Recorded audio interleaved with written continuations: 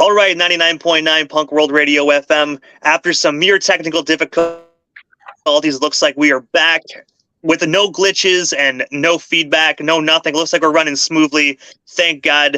But I got to say, we're back here with a Fury of Five. And I know you guys already answered a couple of these questions, but I'm going to jump right into the beginning of it, man. And I have to ask, obviously, for the listeners that kind of heard a little bit of our beginning conversations during the first interview, I won't have you guys introduce yourselves because obviously you guys are Fury of Five, straight out of New Jersey. But I have to ask, what is the origin story behind this iconic band? How did you guys actually come together and form as one? Because I know you guys got a phenomenal, tremendous story. Mikey? Well, we started back in '94. I was in a band called Locked Up in Life with our singer James Ismeen. He was introduced to me by a guitar player named Chris Saletti, who's actually in a band called Spoiler NYC. We grew up together. He introduced me to Stick. He was in the band. They were looking for a bass player. I joined the band, and we played together for about 4 or 5 months, and then we kind of went our own way. And then Jimmy reformed another band called Position of Power. And then a year later, me and Jay met. We became pretty good friends. We started jamming together with our original drummer, Mark. And I gave Jimmy a call because we were looking for a singer, and he was thinking about leaving the band he was in, Position of Power. And we all met together at a studio in Toms River, New Jersey. And rest is history. We started Fury of Five. Jimmy brought a guitar player as well named Johnny Anger. And that's it. Started around '94 and did our first show with 3 or 4 months, Asbury Park. And I also read as well that you guys actually went across the bridge a lot to New York to actually perform in the early days. Obviously New York and New Jersey, from what I heard, sometimes they have that little bit of beef going on between cities. When you guys went over there, how did New York actually perceive your guys' music being a New Jersey metal band? So when we first started playing New York, primarily hardcore shows, there weren't a lot of New Jersey bands playing. We had the opportunity to play CBGBs multiple times, Wetlands, and although that there weren't many Jersey bands playing, we were well received. There was a lot of respect, and it was just a super strong vibe when we used to play there. So it was awesome. Going into New York and being able to play with New York bands, and getting on some of the bills and playing some of the clubs that we got to play. And also as well, in 1994, you guys actually released the amazing 7-inch vinyl record titled Convicted and Condemned. I was wondering if you can actually tell our viewers and listeners a bit more about this particular album. And of course, is it actually still available to be streamed in 2023?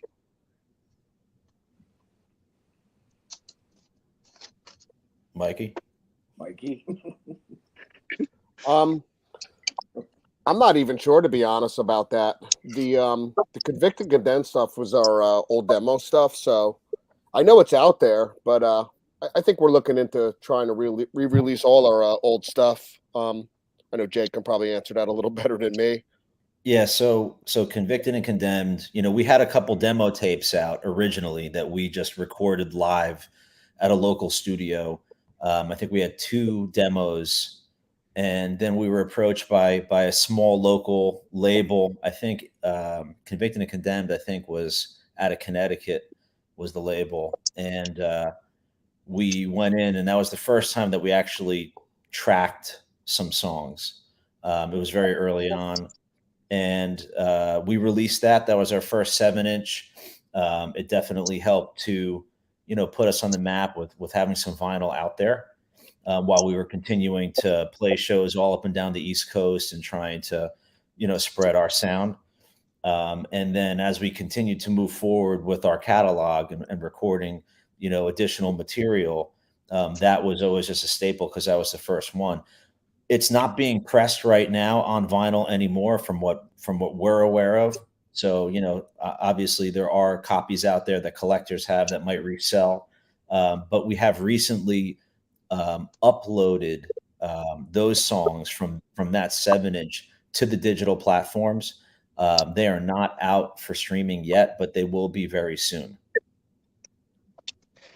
And I also saw on Discogs that people are actually like you mentioned, they're still actually circulating the internet to be purchased. I saw some of them on there for a pretty hefty price. So if you want an original pressing, ladies and gentlemen, you might want to open up your wallet quite a bit. But I got to say, it definitely is a great record. So I got to say, it's worth it.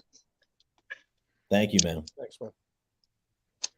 And also, as well, in 1995, just a year later after that amazing pressing, you guys actually released the live album titled Live in Albany back in the day. I was wondering what actually made you guys decide to release a live album, and I have to ask, obviously, what actually like technology did you guys use to actually record that project and put it out? Because not a lot of individuals were really doing live albums back then. Well, I think back then we pretty much probably just recorded it right through the soundboard, and even other shows we've done, we've actually just probably did recordings through the soundboard just to listen to it and kind of evaluate it on our own, just for our own selves. I think we actually did one in Sweden too at one point, but yeah, it was basically through the soundboard. QE2 was a great club we always played at in Albany. Always had great shows up there with Madball, all the other good bands up there. Yeah, so we put that out, I think, on a demo just because it sounded really good, and we just decided to go with it. Yeah, we figured we would drop it. Tapes were real big back then. Yeah. That was like really, how you got your stuff out with tapes. And we used to sit in our rooms and high-speed dub tapes over and over and over and over and just photocopy the covers and cut them and fold them in and just hand them out or sell them, whatever we could do. And that, that QE2 show that was in Albany, they always gave us like a live tape at the end of the show. It was just recorded right off the board. There was no tracks, there was no mixing, there was no mastering. It was just straight out of the board how we sounded live that night. So, I don't recall exactly why we decided to release it. I think we just wanted to get something out there and just keep, putting material out. And, we were always noted as a live band. So it just kind of fit, really, what we were doing at the time. I think there's a cover on there, Land of Confusion, right, Jay? Yeah, we did it. We did that way before Disturbed did it too, just so you guys know out there.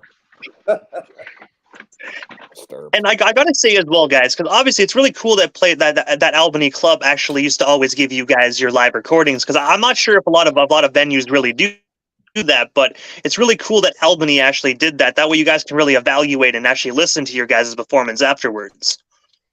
Yeah, it was rare. Nowadays it's very different. People are with their cell phones and recording, and over the last year for the shows that we've played since we've gotten back together, by the time we're done with the show, people are texting us videos and footage, and way back when, if it was being recorded, it was with a VHS camera, and you were lucky if someone mailed you something, so you never really got to hear or see how the show went. You just could remember what you experienced, and that was it. Now it's completely different, which is pretty cool. Yep. And especially back in the day as well, a lot of those venues didn't really like you actually bringing in the VHS camcorder. And it's not like today where it says no recording and you can just slide a smartphone in your pocket. Like, really have if you got the opportunity to smuggle one of those big giant freaking bricks in, man, you literally are doing more than just smuggling in cameras. That's all I got to say. Yeah, times have definitely changed. But also as well, in the late 90s, you guys also got signed to Victory Records, where you actually went on to release 2 albums on that label. I was wondering if you can actually just tell us a bit more about this deal. And of course, how did you guys actually land that opportunity with Victory? Because back then, Victory actually had a lot of amazing other bands. Well, actually, Victory wasn't our main label. Our main label that we signed to was Century Media Records. And what we did is, when we signed to Century Media for like a 5-record deal, we recorded our album At War with the World. That was the first record we did on that deal. And when we were getting ready to release it, the guy from the Century Media US office out in California flat out told us that, he wasn't into hardcore type bands, and that, we weren't really a priority for him. And, he wasn't giving us a release date, and we were all pumped up to get the record out. We had recorded it. We spent a lot of money on it. And so we ended up talking to Tony from Victory. He had come to see us play the Warp Tour in Asbury Park in like 1996 or 7, I forget the year, and he was really into the band. So we reached out to him and wanted to see if he had interest in maybe licensing the album for the US, and he did. So we ended up brokering a deal where Victory was going to release the albums in the US and Japan, which were key markets for bands like us, and Century Media would have rest of the world. So that's how that whole Victory thing panned out. So really, we were just licensed to Victory for distribution, but ultimately our record label was Century Media Records. Yeah. And when you mentioned a few moments ago about actually being a part of the 1996 or 97 Warp Tour, I just have to dig into that for a minute. Because, like, obviously, what was that experience like being able to be a part of that amazing music festival? Because I've heard stories from other bands that they really helped jumpstart people's careers. And also, a lot of crazy, amazing stuff happened at the Warp Tour. Yeah, it was great. It was probably one of the better shows we played, and we had our hometown crowd was there too, so it was a big deal for us. It definitely elevated us at that time. And did you guys actually get the opportunity to just perform in the New Jersey portion of the Warped Tour? Actually go on to tour with the entire festival? Just the New Jersey portion of the tour. There was multiple stages, and I believe, played like the local stage, which was actually like an empty tractor trailer with the doors pulled off, and that was our stage. And it was amazing. It was one for the books. It was one that we'll never forget. It was definitely a game changer for us. But yeah, we only played locally in New Jersey. And before we move off the topic of amazing concerts and tours, you guys also went on to complete 2 European tours with fellow bands Integrity and, of course, Propane. I was wondering if you can actually tell us a bit more about this amazing European tour, and, of course, what is one of your most guys' fondest memories of this tour? Because obviously, going from New Jersey all the way to Europe must have been such an amazing trip. Go ahead, Chico. Go ahead, Chico. Oh, you don't want to ask me. Come on. Both of the tours were amazing. We met a lot of great guys. Actually, Frank plays with Hatebreed now. When he used to play with Integrity, he was definitely one of the ones that stood out the most. I'm not trying to get grimy with this stuff, so. Yeah, the first tour with Integrity, it was a little different.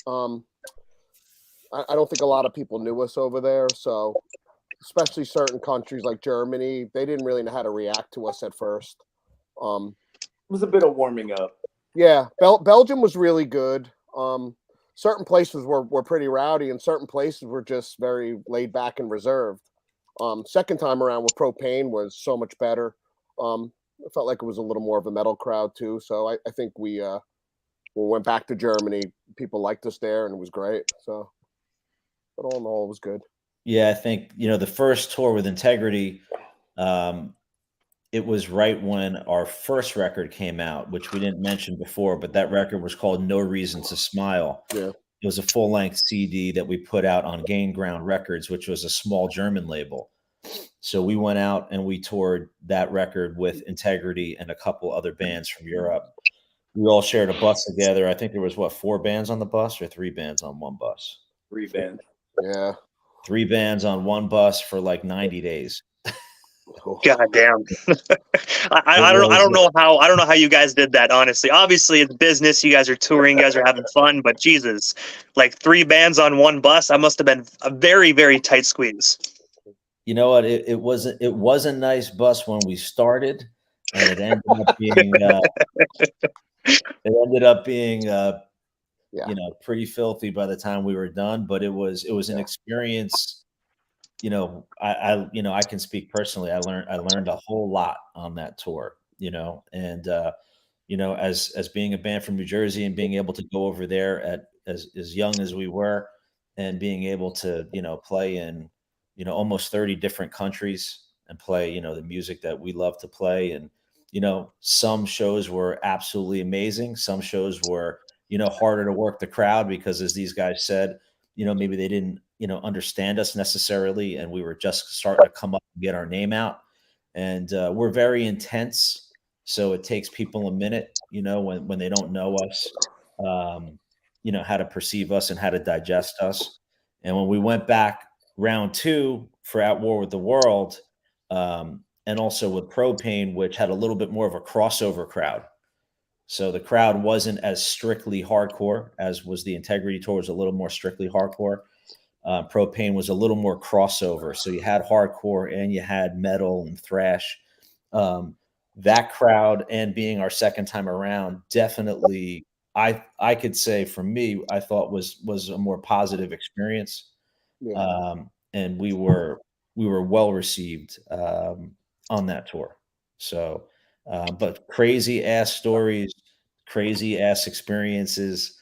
Nothing that we want to document on this interview. Hey, I gotta say, I completely understand, and I'm definitely not gonna pry. The only thing I gotta say is when you said the bus was never the same after those 90 days, that is why they invented auto insurance. That's all I gotta say. That's it. But also, jumping ahead of the timeline quite significantly, on March 31st of 2022, so almost all next month will be exactly 1 year, you guys actually released the phenomenal 19-track album titled Jersey Style: The Years of Blood, Rage, and Faith. I was wondering if you could tell us a bit more about this phenomenal album, and of course, where can we actually buy or stream ourselves a copy of it today? Well, that's streaming now, isn't it? Yeah. So that album was really a compilation of a lot of our older work. So some of our demos, some live stuff, I maybe some of our 7-inch stuff, but it's kind of a mishmash of all of our early years, different recordings, demo recordings, etc. That was released after we broke up in 1998, just to kind of document our history. And it was released on CD, and that kind of made its way through pressing and distribution. And then when we decided to reunite, we had a concerted effort to try to get some of our older material back up on the streaming platform so people could access, because a lot of that stuff unfortunately dropped off. We were getting a lot of requests from fans and folks that wanted to hear the music. They couldn't access it. So fortunately, we were able to upload that. Now that's available on all streaming platforms today. So that's something that anyone can access on streaming platforms. And as far as CDs goes, we're not pressing anything. If that's for sale anywhere, it's all secondhand. And also, I know before we had our technical difficulties during the original broadcast, you actually mentioned that, of course, Jay, Chico, and Mike, you guys are actually original members, but Mikey actually recently joined. I have to ask you, Mikey, how did you get connected with Fury of Five, and of course, become a member of this legendary New Jersey-based band?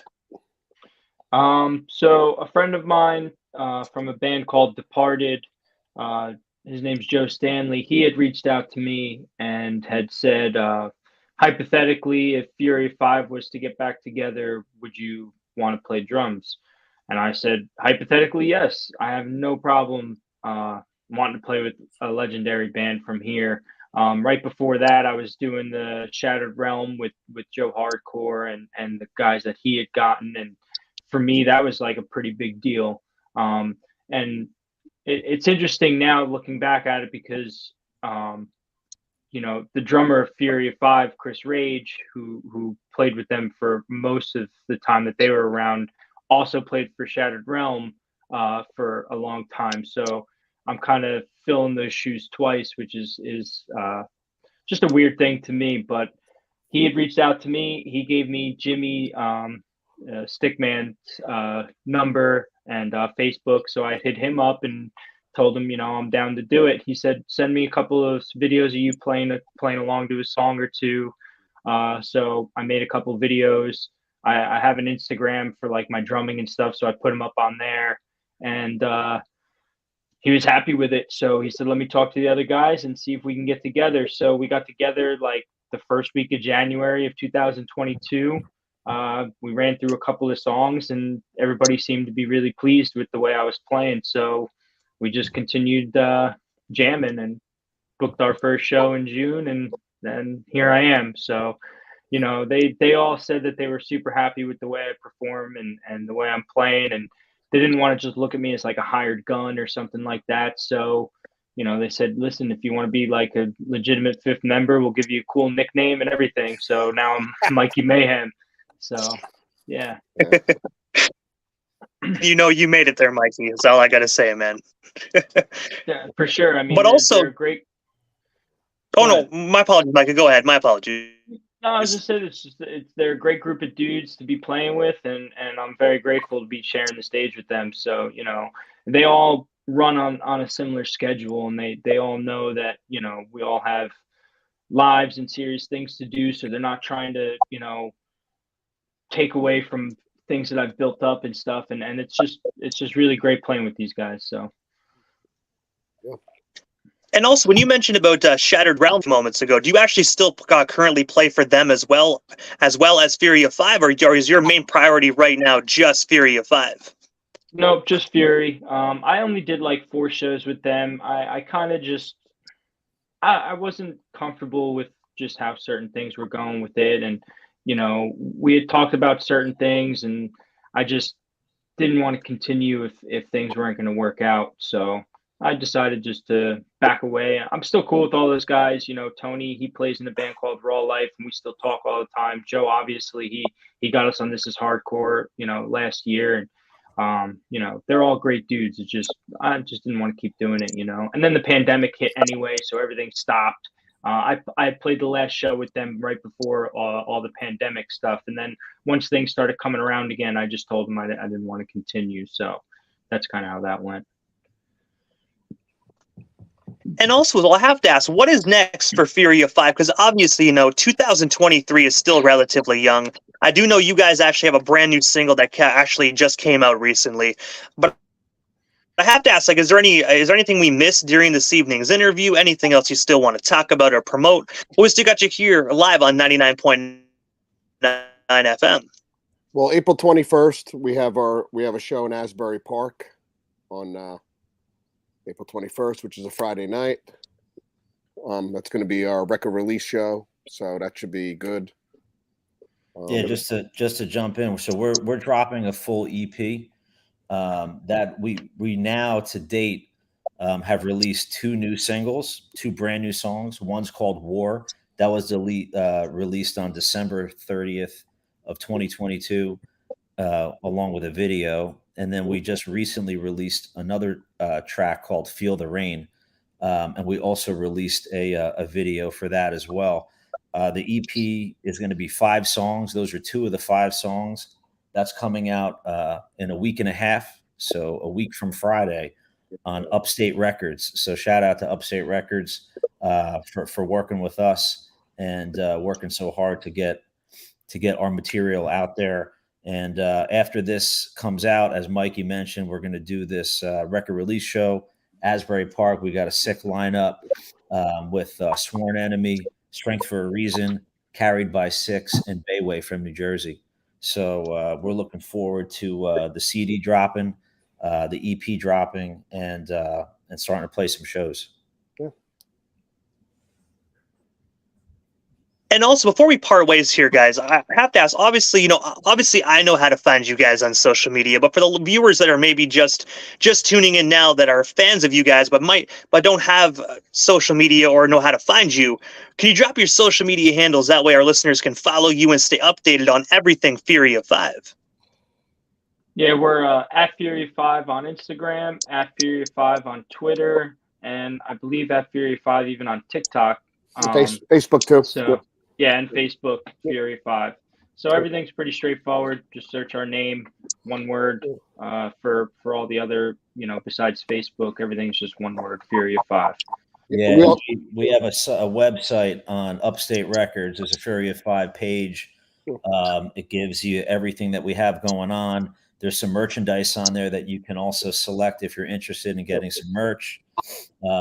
We have hard copy CDs available, and I don't want to pre-announce this too early, but this EP, we're also dropping vinyl for this EP. So it's called Half Past Revenge.